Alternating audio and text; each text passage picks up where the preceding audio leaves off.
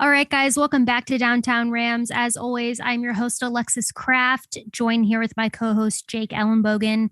And we are continuing with our 2022 NFL Draft Prospect interviews.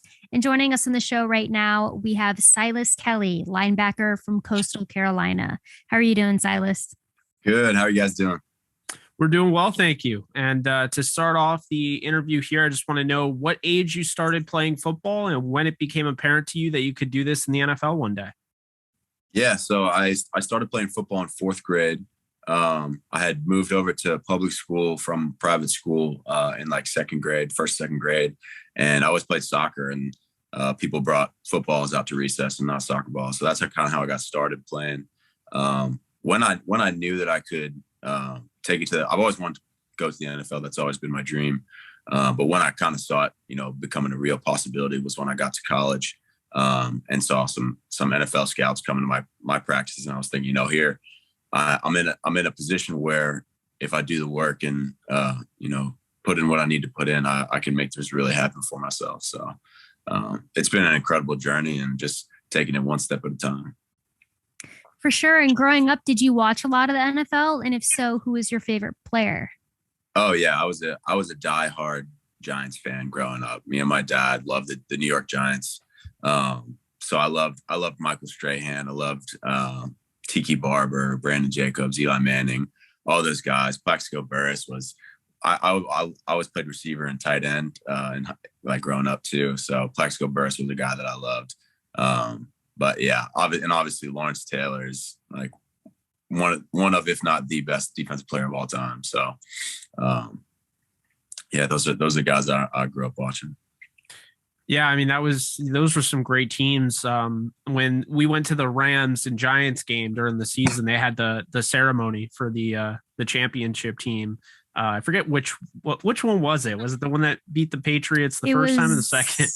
It was the helmet catch one. Okay. All right. Yeah, I completely forgot which one, but I thought that was cool. I figured I'd just mention it since you're a Giants fan, or what you were a Giants fan. I don't know right. how that works, but it's gonna have to change here in a little bit, or maybe not. Who knows? Maybe not. Yeah, who knows? So, going into our next question here, I just want to get your thoughts on what made you go to Coastal Carolina, and I'll add on to this. You guys have had just an influx of talent. I mean, Grayson McCall, DeJordan Strong. I mean, there's just so many guys there. And I'm just, I'm curious as to why everyone's flocking to Coastal Carolina all of a sudden. Yeah, I'm sure it seems like that to everybody watching. But I'll answer your first question.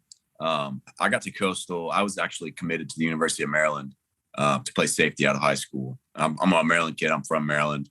So I was really excited about that. And then they had a coaching change and ended up pulling my scholarship offer. So I was kind of trying to figure out where to go. I had about a month left before signing day. Coastal reached out to me among other schools, and I just got to talking with them, and I came down on a visit down here and really connected with the coaches and just the vibe of the team and where we were headed. We were moving up to the FBS at that time. So it was an opportunity to be a part of something and build something special for the first time at the FBS level at the school. So that's kind of how I ended up at Coastal. And it pulled your scholarship like a month before signing day. Yeah, it was actually the day before Christmas Eve. My senior year of high school. It was rough. It was rough. Wow. My sister went to Maryland. It was my one of my best friends from high school was also committed there to play football, and we were like the duo from our school that was going there, but didn't get to. Oh man, I'm so sorry about that. I know it worked out for you because Coastal Carolina is kicking ass basically, but it just that's annoying, man. You don't even think about that. You just see the news. Yeah. This guy decommitted, or this guy, he's going here, and it's like, I mean, on the other end, you're a human being, and it's like you're all excited to go to this school, and then they pull your scholarship, and you have to just kind of like, oh crap, I guess now, hopefully somebody offers me, and I guess that's what happened with Coastal. That's crazy. Yeah, it was. I thought it was the worst thing that ever happened to me at the time. It probably ended up being the best thing that ever happened to me because I had an incredible career at Coastal. I wouldn't change a thing about it. And just really blessed that I ended up here with these people, these players, these coaches. Everybody here is like family to me now. So it's like second home to me. For sure. And that leads kind of into my next question, which was going to be for an incoming recruit who's maybe considering playing football at Coastal Carolina. How would you pitch the school to them as well as the football program? Yeah, well, I think what we do on the field kind of speaks for itself in terms of winning games. We've been at the FBS level for I think 5 years now. I think this will be our 6th year in the FBS level coming up. And we've seen incredible growth. We struggled a little bit at the beginning, and here we are with back-to-back 11-win seasons, and ranked in the top 25 for the AP poll for consecutive weeks in back-to-back seasons. So that's something special, especially as a Group of 5 school. Not a lot of Group of 5 schools can say that, and Coastal can. Another thing that I'd mention is just the fun and the family bond that we have at Coastal. And I'm sure you guys have seen it. And mullets. It is everything it is advertised as and more. We have a ton of fun doing everything, lifting, conditioning in the off season, hanging out at position meetings with coaches. Like, we enjoy the time we spend together. And I think that's due in part to the family atmosphere that we have. I feel close. I felt close enough with anyone on my team where I could sit down and have a conversation with them, or go out and get a bite to eat somewhere with any of them. And same thing goes for any of my coaches. We were all just very close knit and loved each other and loved playing with each other. So it was an incredible culture. That's a buzzword a little bit now in college football, culture. But it really holds true at Coastal. We had an incredible one.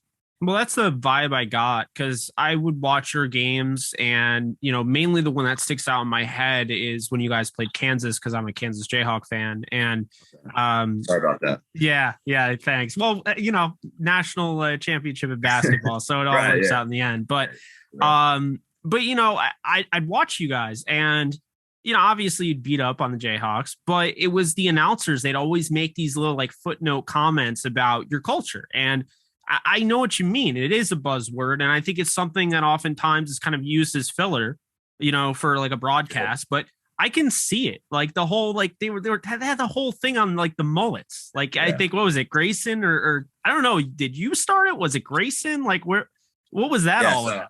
I can tell you the story of that. It started in 2019. We had a couple of us had mohawks that camp going into the 2019 season, and I ended up tearing my ACL in the second game of the year. So I was done for the year. I wasn't going to play any more football that year. And so I just got to thinking about thinking about random things. I was thinking about my hair, what I was going to do with it. And I knew I always wanted to have a mullet at one point in my life. And I figured I'd better do that while I'm in college and playing football. So there wasn't a better time to do it than right then. And I told Teddy Gallagher and CJ Shrimp about it, and they were in as well. They both had mohawks. They're like, yeah, man, I'll start growing mine right now with you, and by next year they should be flowing pretty good. And then ours started to take shape in the spring of 2020, and then as our teammates saw ours coming together, they were like, man, that looks awesome. I'm gonna grow mine too. And then it got to the point where we had to tell probably 20, 25 guys with mullets on the team, and then a couple of our coaches hopped in, and then here we have this breakthrough, incredible season in 2020, and we all got mullets, and we're having fun playing football, and it was a great story. And like you said, you can see it. You can see how much fun we have, and that's kind of what it is every day here. And I have a tremendous amount of respect for the program, even though they whip my team's butt. It's one of those weird things. I remember you standing out and strong, and definitely Grayson was tearing it up that day. I mean, he's another level. I mean, he's a long way to go, obviously, but he looks really good. But kind of diving into that, and you may not say anybody from Kansas, and I won't be offended if you don't, although there's some good players, but I'm just curious if there's anybody that stands out to you in college that you've gone up against as to be the toughest guy that you've played. This is my answer every time. The toughest guy that I played in college was Isaiah Likely, our tight end. And I saw him every day at practice. That was without a doubt the most talented player that I played against. And then when you put him and Grayson together, plus not to mention the other weapons we had on our team, he was special. He's special. He's a special player. And I don't think anybody that we played this past season stacks up against him. So that's my answer every time is Isaiah Likely is the best player that I played last year. But luckily I didn't have to play against him on Saturday. He's a very good player. He is, arguably the best tight end in the draft and is going to, I think, have a very successful NFL career. And, I like him a lot as a prospect. I know Jake does too. So it's definitely probably good practice, to go against him all the time, because he's one of the top talents at his position. But, looking back on your college career, is there a favorite game that you ever played in? Favorite game probably be when we played BYU at home last season, because everybody counted us out before that game, and College Game Day was there and it was thrown together at the last second, and like nobody thought that we could win except for us, and that's kind of what our whole program is built on, like guys like me who got their scholarship pulled and people didn't think they were good enough to play FBS, and guys who kind of with a chip on their shoulder. That's kind of what we were built on. And to have that kind of extra motivation that weekend for that game, that was special. And to go out and play like we did and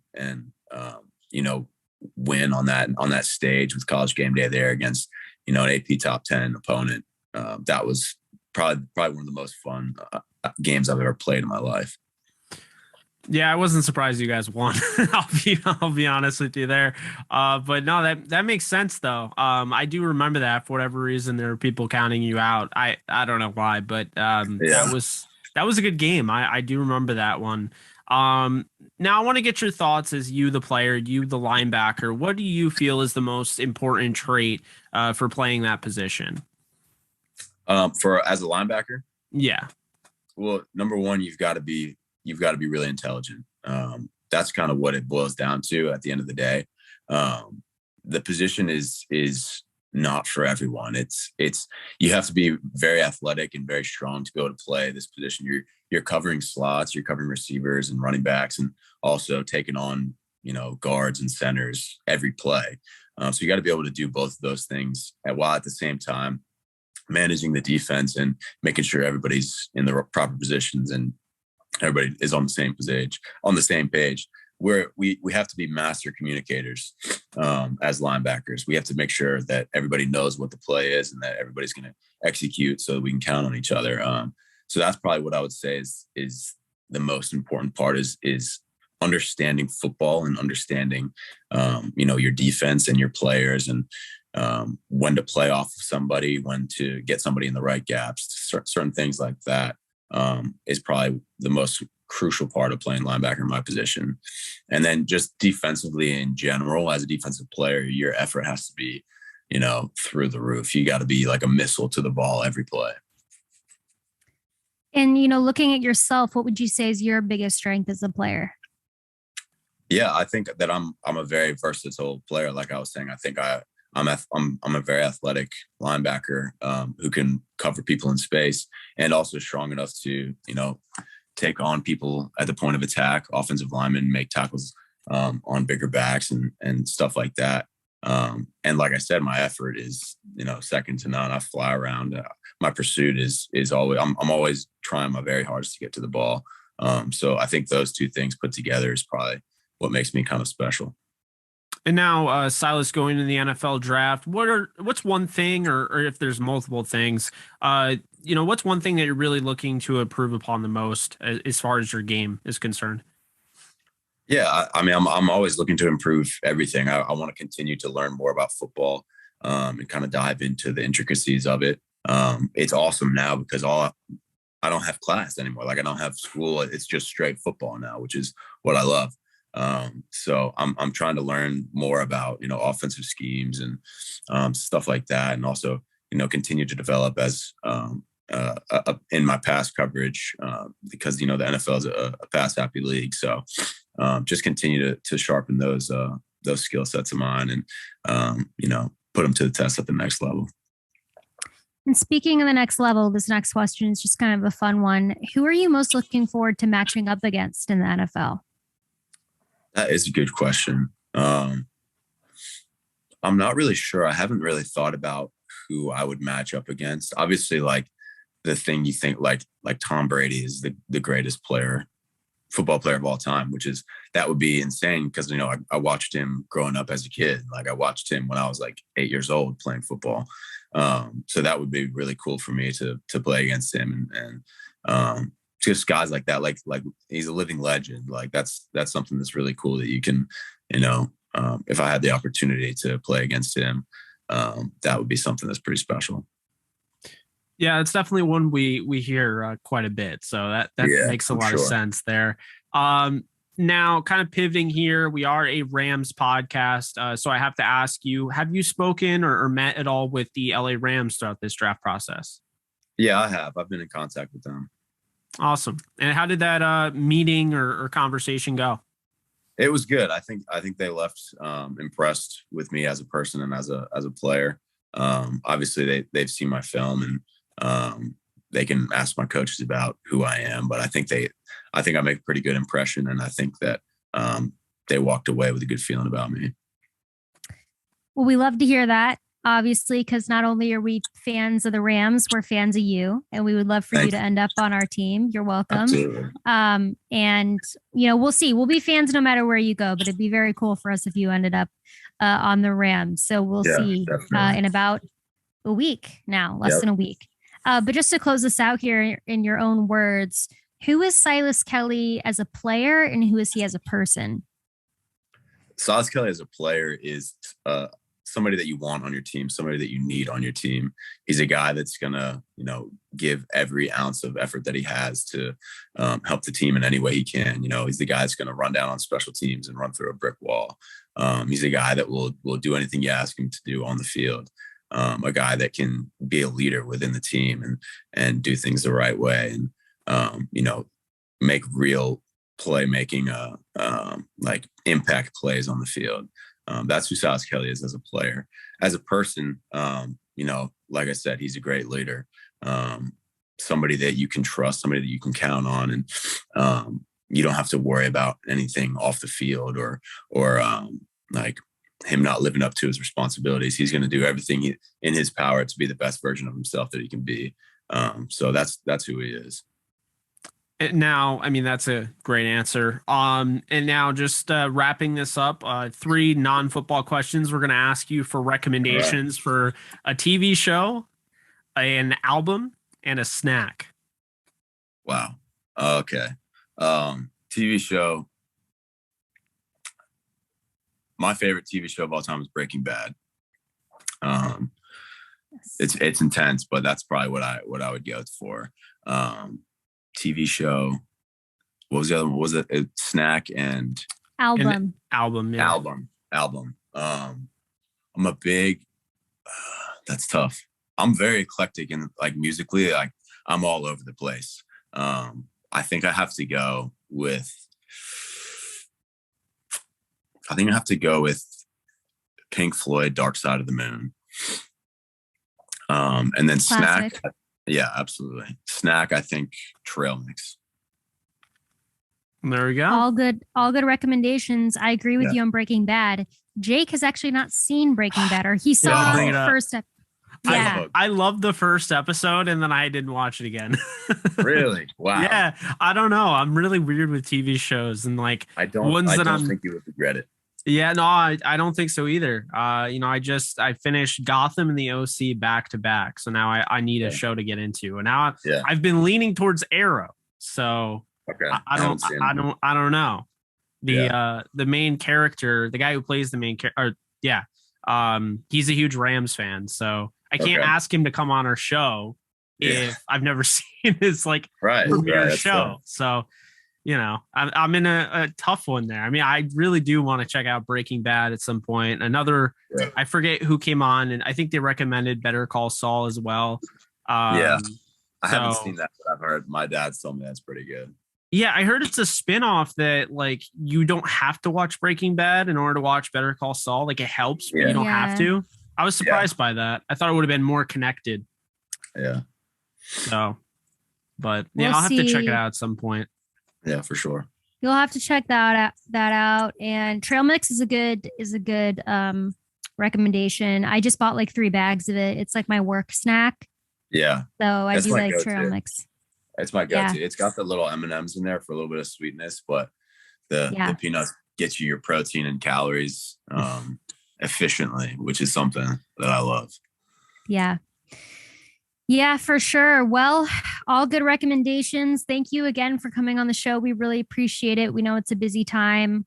It was awesome talking to you. We are very excited to see where your journey takes you, whether it's to the Rams or somewhere else. We'll still be wishing you success and the best of luck. And we'll definitely be in touch. So take care, stay healthy. And, this time, next week and a few days after next weekend, you will have a new football team, and that'll be very exciting. Absolutely. Yeah. Thank you, guys. I want to say thank you, Alexis, for reaching out to me and having me on the show. I really appreciate you guys having me on here tonight. Absolutely. You take care, Silas. Yeah, you too, Jake. Have a good one. Thanks. Too.